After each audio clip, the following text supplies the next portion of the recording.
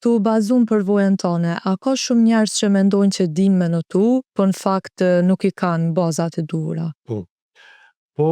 ka prind ose persona se zakonisht neve ku na kontaktojnë janë prind të cilët kontaktojnë për fëmijët e tyre. Dhe thotë,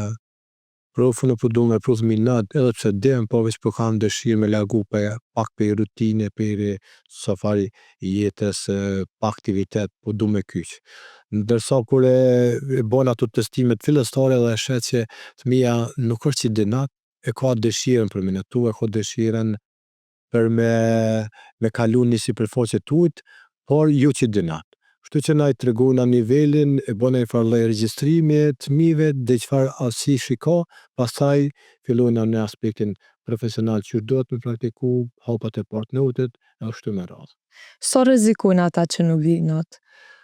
Po edhe ma herët të thanëm që noti nuk është vetëm një sport, po na tregon praktika që personat e cilët nuk dinë me notu, jo rrezikohet jeta. Po thuaj që çdo vit ne për portale në për media të shkruar për lexona që po kanë njerëzit deri te përfundimi i jetës që po hezitaj me thonë që shumë e rëndë është një person me përfundu me vdekje kur nuk di not, edhe pse është viti 2025, por jasa jena të jetun këtë kohë. Fatkeqësia e madhe është që infrastruktura mungon, kultura mungon, gjitha mungojnë, edhe ne ju me këtë në shumicën e bisedave të cekit që prind të cilët dëshirojnë që fëmija tyre me mësu notin, nuk janë prind të rëndomt, janë prind pak me nivelit pak më të avancuar, pak më të kujdesshëm, jo vetëm në aspektin material, po edhe në aspektin si intelektual gjitha. Se thonë se